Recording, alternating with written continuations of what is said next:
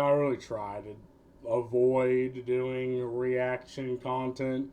I don't know, I just think it's low effort. And, nah, I don't know. I try to, I'm doing the thing that I do to avoid ads. Give me a minute. But yeah, I try to put some effort into my videos, some level of editing. But every once in a while, the whole five At the national people give me it's funny that will actually watch my videos. One of them give me something. I'm like, yeah, I guess I'll give it a watch. And I don't know why anyone wants my fucking opinion about things like these. But let's give it a watch. I don't know, I'll do my best. level, the middle class is typically defined as households with an annual income. At the national level, the middle class is typically defined as households with an annual income ranging between $53,740 and $161,220. But middle-class Americans like Kyle Connolly from Pensacola, Florida, says life has quickly grown unaffordable. Financially, things have definitely been a struggle for me. I don't know how, but every single month I somehow manage to get by. And I'm left with maybe this past month, I was left with $125 in my checking account, and that's it. As of June 2024, 65% of middle-class Americans said they were struggling financially and don't expect their situation to improve for the rest of their lives. Yeah, I feel like, if you're forced to stay indoors because of, certain measures of a certain pandemic, and, next thing you know, all of a sudden, your government's printing money, like the money printer goes brr, and next thing you know, the things that used like the eggs that used to cost like $1.50 are now $3, and now they're $5, and you're like, oh well, what the hell, man? And you get accustomed to one lot. I'm pouring a drink. You get accustomed to one type of living, and I'd say it's a bit unreasonable to expect people to change their living habits, but I mean, it's something that sometimes has to be done.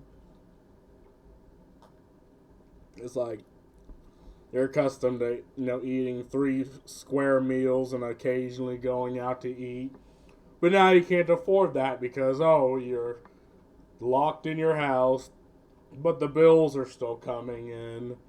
And next thing something breaks, something like your car breaks down, your heating breaks down, and most people, you know, don't understand how absolutely strangling it is when you're just getting by. Then I don't know, you get roof damage from a fucking storm, and you're like, oh shit, well that's a good $1.50 out of my pocket. Or your tires flat, and you're like, well fuck, that's $70 and maybe a day or so off of work. Like it's very constraining, and for some reason this people don't understand this because this might not be the majority of people's experiences, but I'd say it's the experience of most people.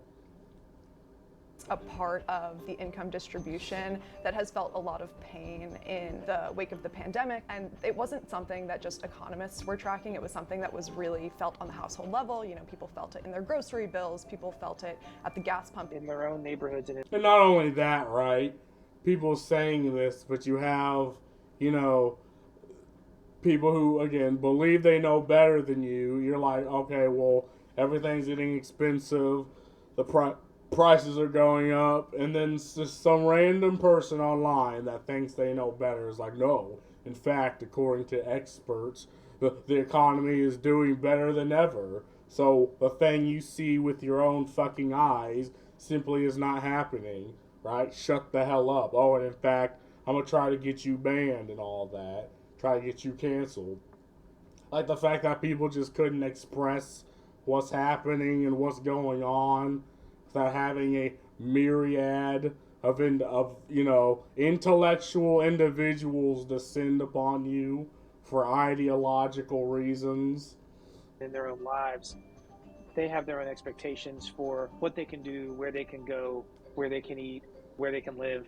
And to the degree that they're facing those pressures on an individual basis, it really is causing quite a bit of an alarm. 75% of middle-income families say they are actively cutting back on non-essential expenses, with 73% finding it difficult to save for the future. I have had to reduce all non-essential spending. I have gotten one haircut because it just got out of control, and that's it. That's all that I can afford. We can do so much better. To all of you watching, we can get back to an America that's affordable again. There's a strong role for policy in affecting the prices of all of these essential goods, from housing to childcare to healthcare expenses. I think there's a lot of scope to have government programs that help the middle class quite a bit more. So how has the middle class life? Yeah, and you see this with like Medicare, because the only type of people that are affected by Medicare expenses is the middle class.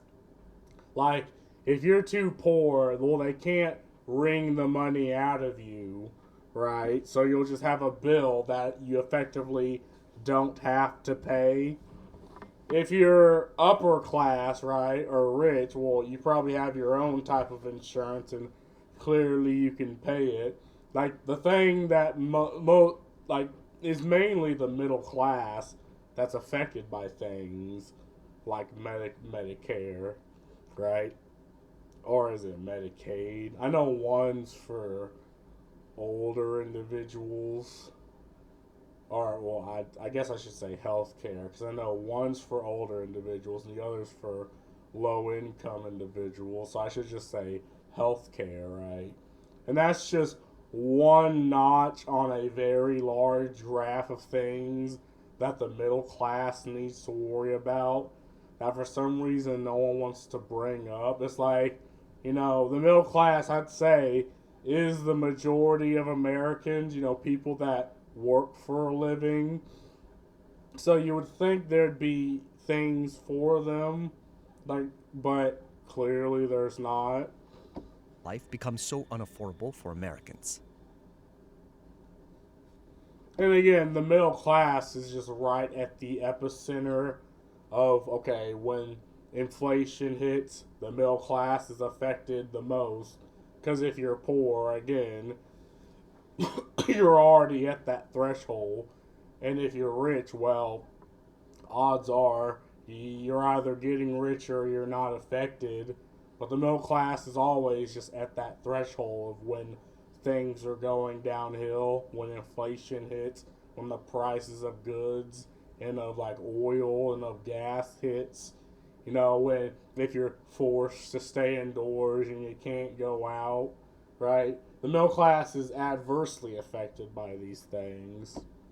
Housing is always going to be typically the biggest bite of a household's budget. I think that's probably a primary issue in terms of why people are feeling that crunch. I am currently renting, and I would say that the housing is probably about 65% of my monthly expenses, where it should be the other way around. It should be 33%. The median rent for middle-income families has risen by 18% to $1,300 per household between 2001 and 2022. You've just seen this intense upward pressure. Yeah, and this is when I was in my apartment. Like, it raised from when I was in the apartment, it was like $600, and I was fine.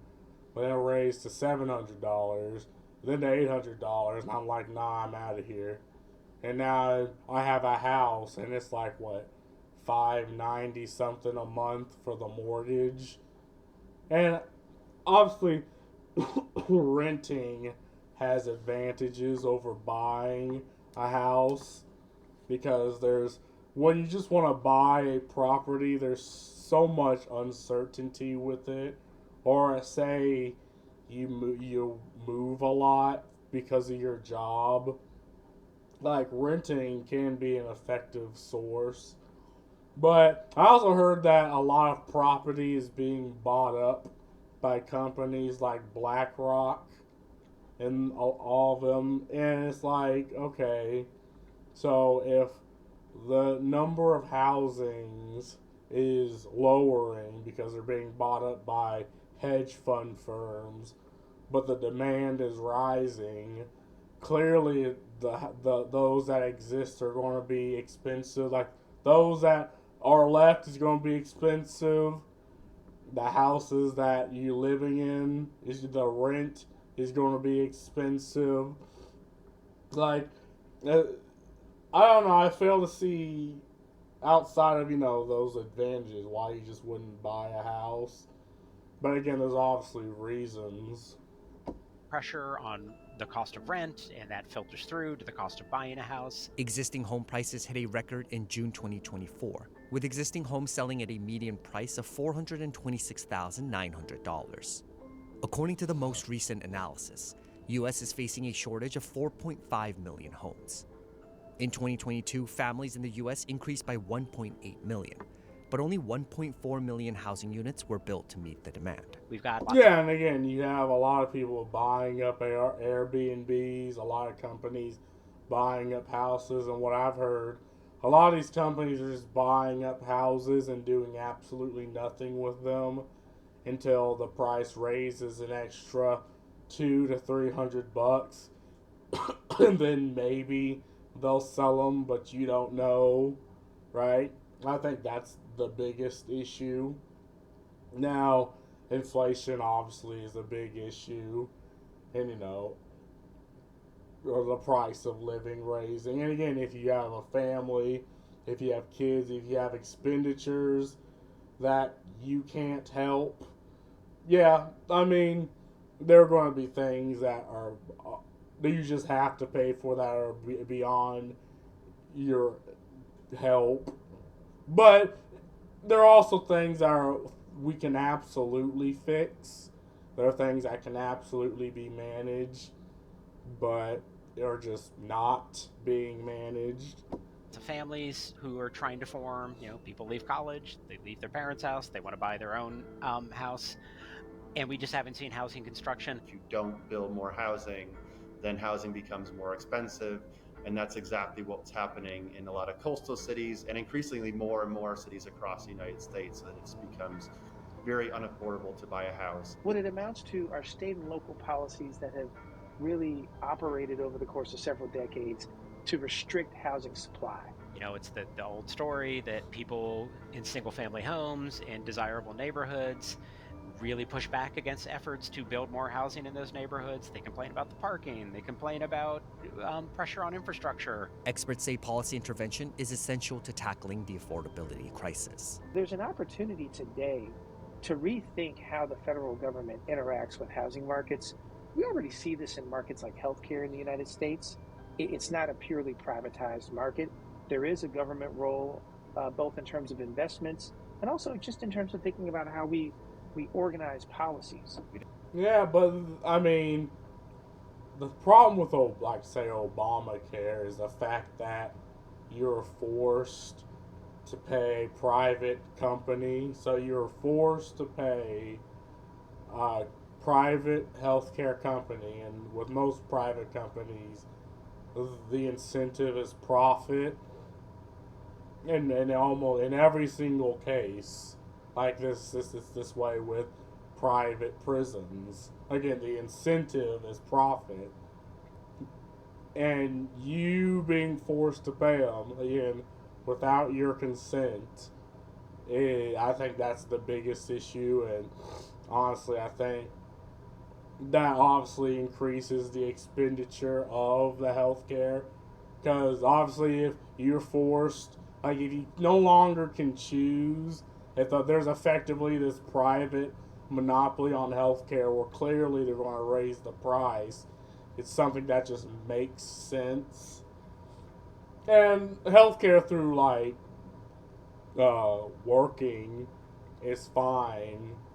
And obviously, if you're rich, you have your own private healthcare. But again, at the end of the day, you control your own health ultimately, and there are things beyond your control, but I think even with that, you are in predominantly in control of that. We don't need to build public housing in the suburbs, but we do need to build more densely near the city center, allow for duplexes and triplexes, at least some amount of light touch density that allows more people to live near where their jobs are, and it brings down rents and home prices a bit, even if that's going to not be as good for existing homeowners. Yeah, but again, the problem is even if you do that, if they're just going to get bought up, the fuck does it matter? Right? If people are just going to buy them up for Airbnb, if companies are just going to buy them up, you know, and sit on them, maybe move people in there to renovate it and keep with the upkeep, but ultimately do nothing with the houses. I mean, at that point, it doesn't really matter how much housing you build.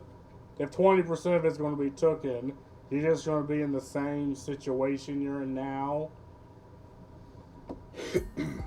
Add to that we see childcare costs that have also exploded over the years. In some parts of the country, you have households paying upwards of $25,000 per year.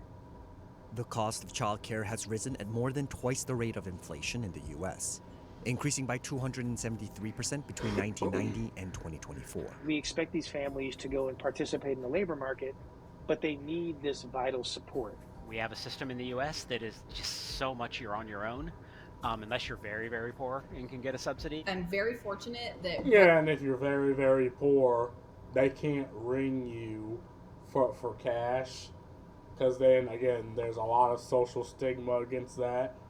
And if you're very rich, you can afford it. So again, yet another thing that affects the majority of Americans, which are the middle class and the lower middle class, is childcare. What I do to earn an income does not require me to have childcare. I would basically be making the equivalent of $7.50 an hour over the summer if I had to pay for full-time childcare for 3 children. It doesn't make sense. In 2023, 67% of parents reported spending at least 20% of their annual income on childcare, while 89% said they spent 10% or more of their household income on childcare. We see here is really a marketplace that's still in a bit of disarray. We have shortages in childcare centers. We have childcare workers who really report being underpaid, which then exacerbates the problem. You sometimes have states or localities insisting on regulations that just don't make sense for childcare, that make onerous restrictions on child-to-staff ratios or certain zoning restrictions on where you can have a childcare facility. And so again, here, there is an opportunity to prop up this labor market and this overall marketplace. We saw some of this effort taking place during the pandemic. In 2021, the United States embarked upon a historic expansion in the refundable child tax credit. Expanded not just in its generosity, but also in the number of families it reached. It went deep into the middle class. Like often the child tax credit in previous years has just really been a low-income program. This one really spread out, didn't start phasing out until $100,000 or more for a bunch of families. That was a one-year experiment that expired. You've had policymakers advocating for making this 2021 expanded child tax credit permanent, but it has. Yeah, but again, the problem with these programs is they're not free. Like, most of that money is, again, going to come from taxes, which is going to raise taxes, which is not a good thing. And again, if you look back in, like, you know, the 1980s, 1990s, and again, with all their problems, you had, you know, the father that worked a single job that could afford a 2-story house with 3 kids, and the wife working at home or being a stay-at-home mom and taking care of these children.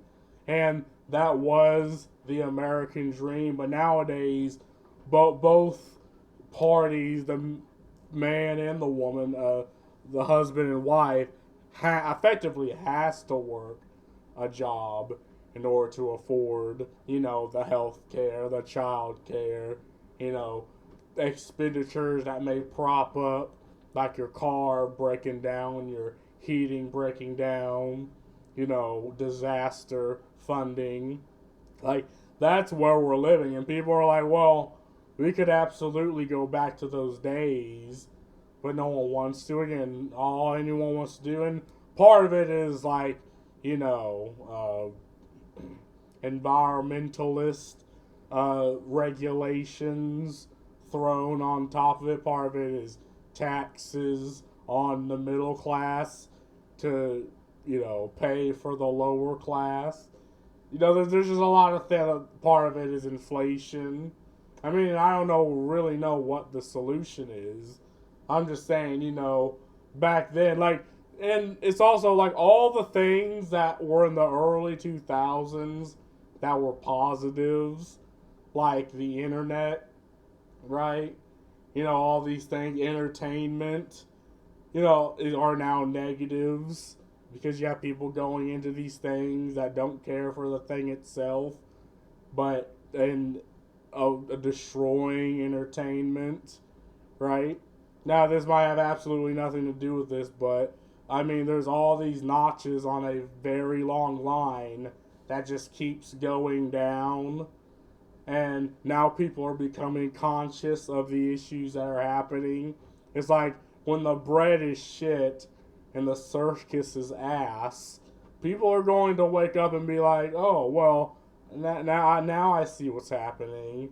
And apparently the government was they're trying to import immigrants into these places, give them free money and free housing effectively.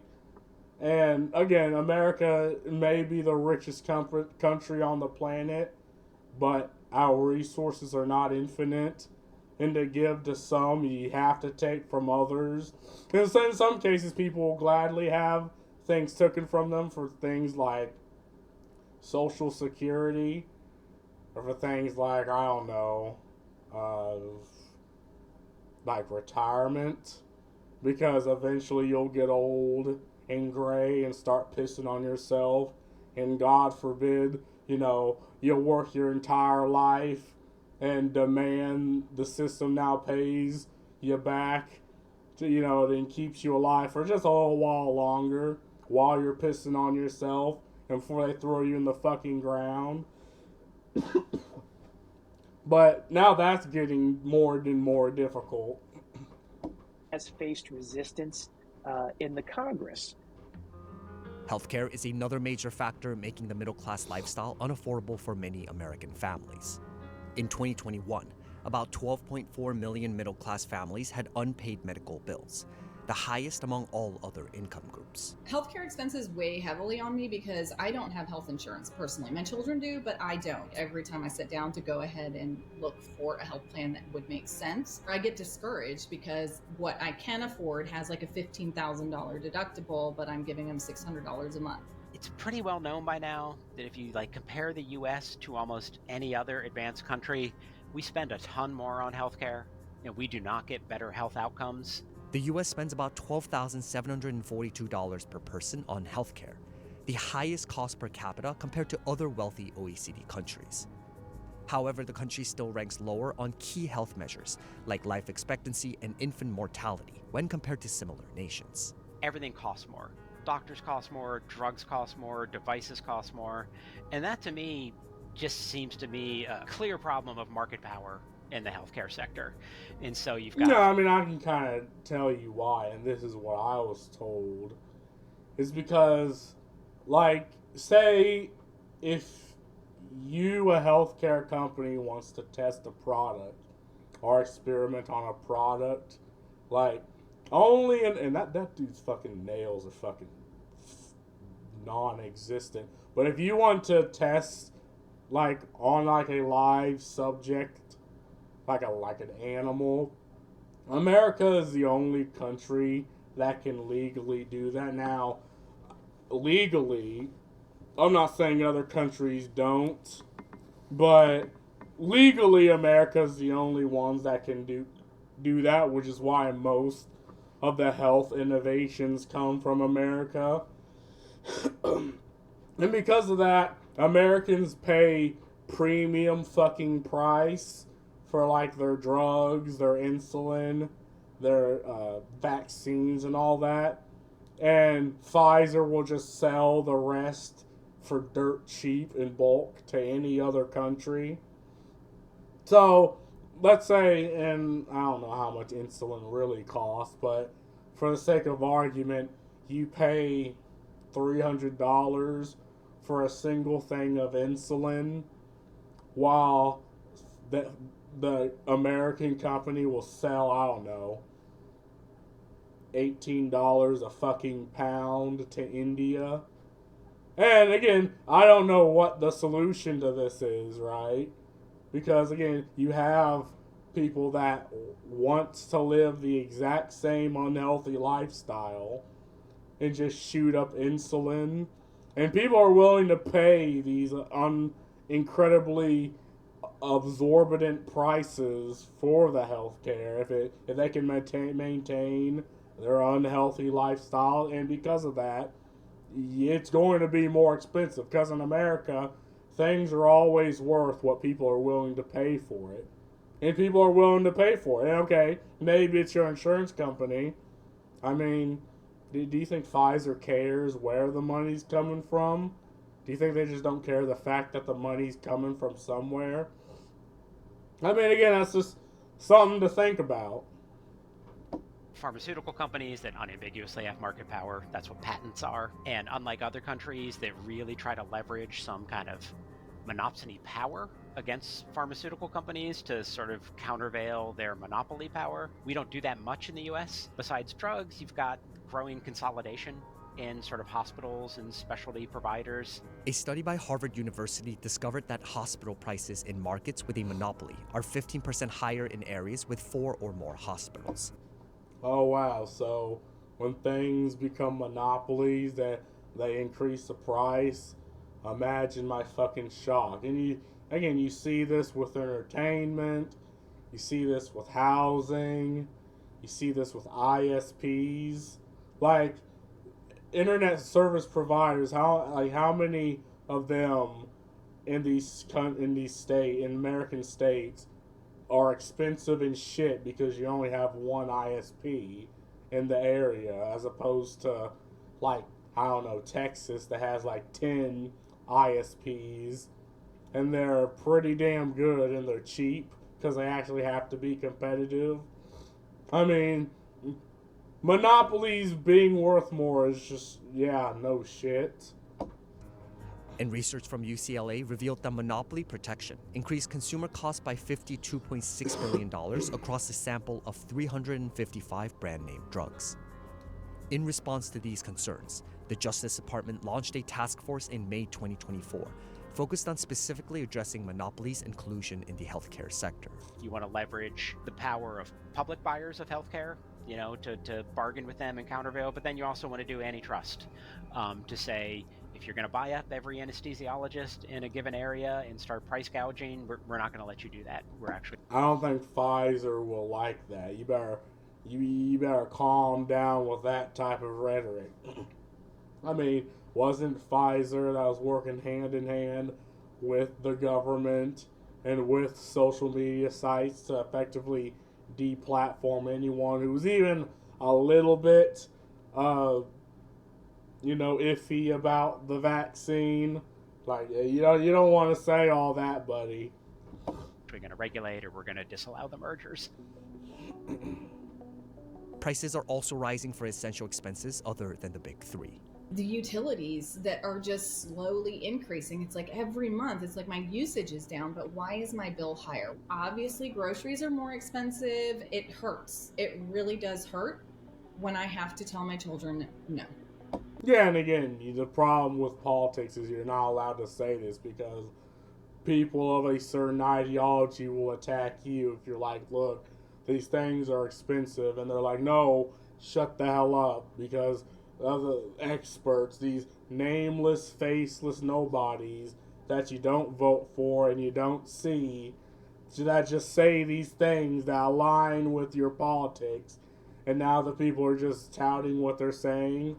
And then it's also only to be incorrect, and we know they're incorrect because, of the presidential candidate that was elected in America was just proof of how incorrect they were.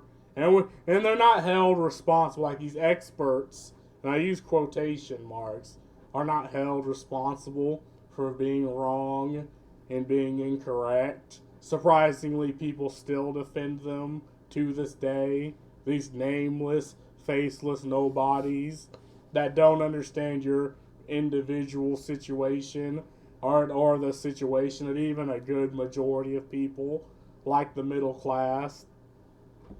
When I have to tell them that, sorry, we can't go to this activity because I don't have the extra $120 to spare this month. As a mother, that's kind of like the hardest part. Rising prices have been a major talking point for the 2024 election. For Harris and Trump, focusing on the middle class, speaking directly to promises of building the middle class or rescuing the middle class, these are promises that in some way offer an umbrella pitch for why they are the best candidate for the health of the U.S. economy. But it was one of those things where why couldn't you have done that before? Why are you holding it hostage to when you're the president? I mean, they don't fucking tell me, oh, she wasn't the president. It was Joe Biden. Yeah, that fucking Alzheimer's patient. Get the fuck out of here with that shit. Raised as a middle-class kid, and I am actually the only person on this stage who has a... Now, wasn't she fact-checked? Because she's like, yeah, I worked at McDonald's, and the McDonald's in the place that she worked at said, we don't have her on file. What the fuck is she talking about? Plan that is about lifting up the middle... Like, if you're gonna lie, at least lie correctly. Lie right. Don't lie in a way that people can try to verify it. Because you just look, not only are you lying and you're disrespecting people's intelligence, you just look stupid.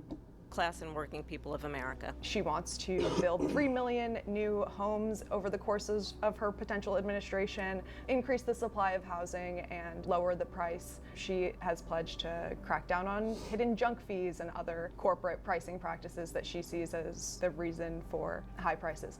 For Harris, a lot of boosting the middle class comes down to putting more money in the middle class's wallet. I have a plan, $6,000 for young families for the first year of your child's life. $25,000 down payment assistance for first-time home buyers. For Trump, he's painting his candidacy as sort of the change campaign. People are sick of the economic status quo, and he wants to be the person to relieve them of the economic pain that he sees as the result of, a disastrous Biden-Harris administration. I had no inflation, virtually no inflation.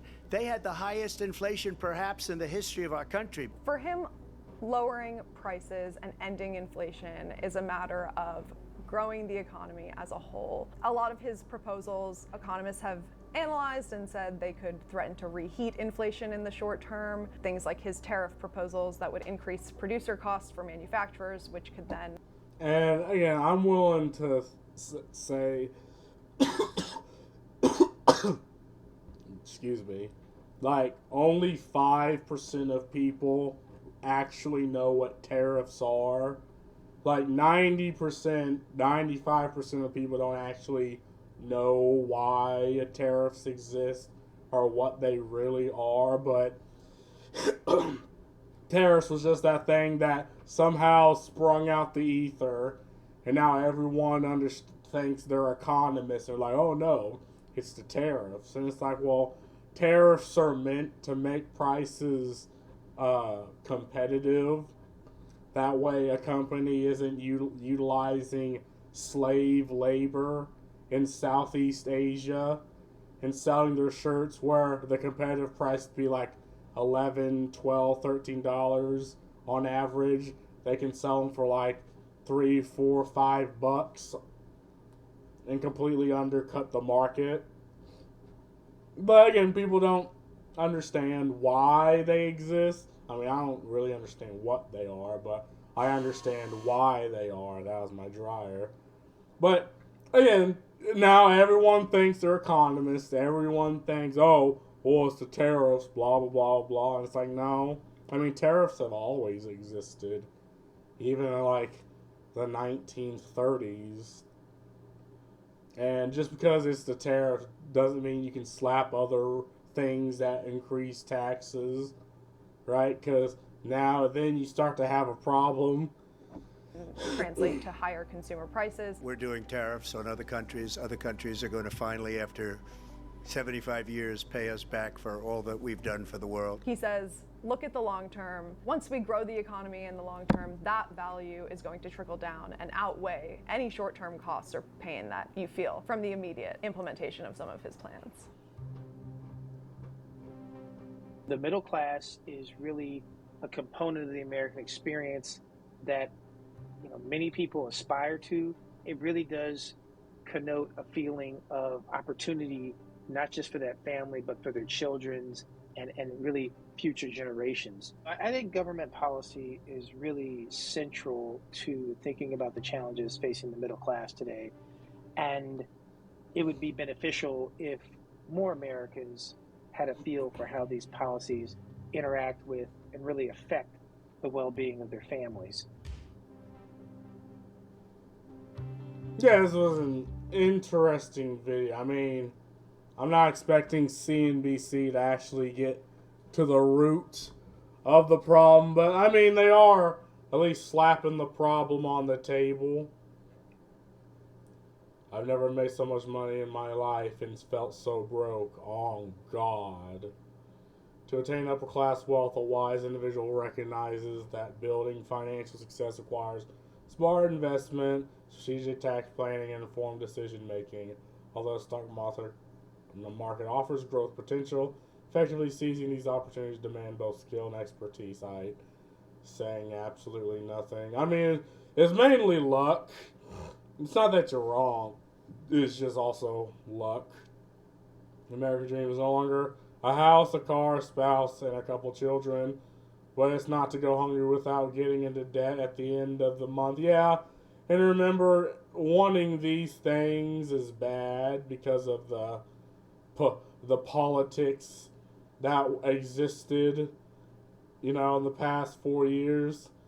The 1% of rich Americans think of how to invest their money to increase their wealth during the recession, while 99% of struggling hard luck Americans think of how to survive without food and daily necessities in the recession and the coming hyperinflation.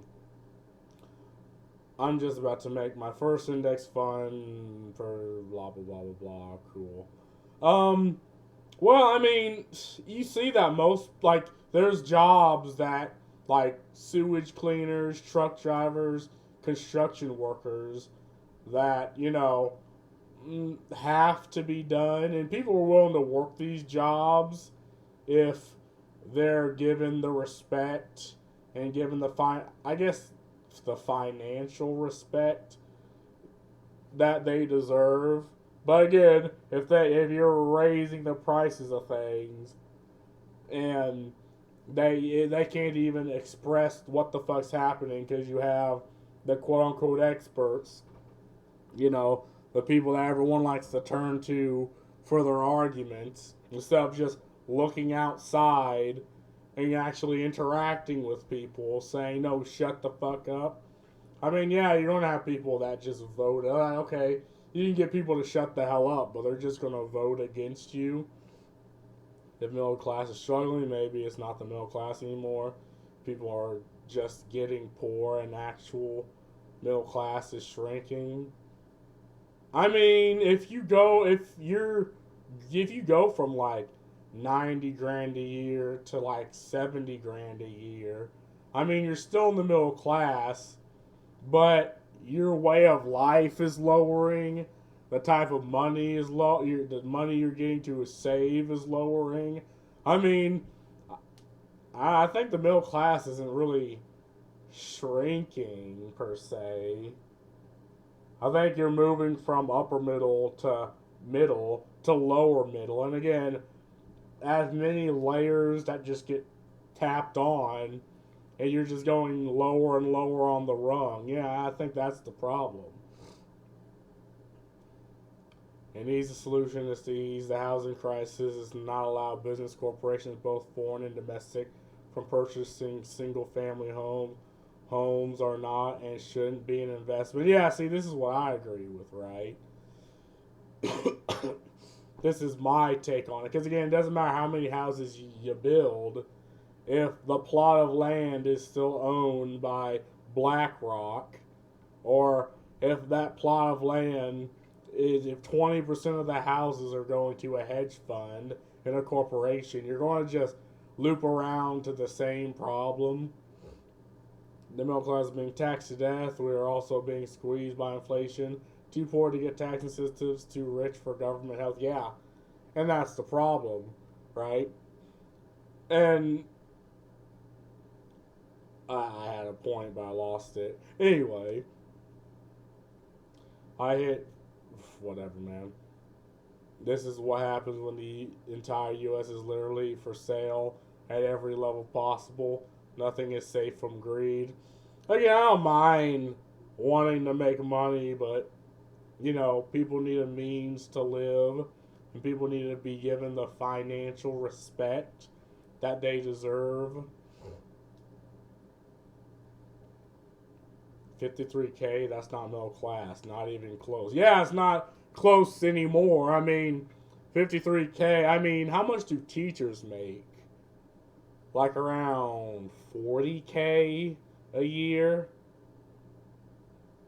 Maybe. Yeah, I'd say that. And again, the money you're getting from your job is maybe raising a little bit. But the things you're paying for is raising a lot of bit. And that's the fucking problem. Is a huge range, too big to be honest. Well, I mean, again, you need the range to account for the biggest level and population of people. Yeah, that is a big range, but I mean, if you're making that much money, you're probably in the tax bracket where you're probably making like, I don't know, around maybe 120, 130 of that. Here's the sad truth in this screwed up economy. Don't have kids if you are in the low, middle income classes. That's retarded. Like, you know, in the poorest countries on the planet, people still have kids. Like, you're asking people to disregard their own human nature. Now, what the fuck is wrong with people? Gasoline utilities are killing. My expensive electric bill has doubled, and we use less electronics than we did last year each month. Yeah, that's the thing with me, right? Like, my electric bill almost doubled in the past 2 years. And again, people look at this and, you know, it's like you see these things with your own fucking eyes. And absolute strangers will come and attack you for pointing this shit out. It's just so dumb. But anyway, that's all I really got to say about this. Peace.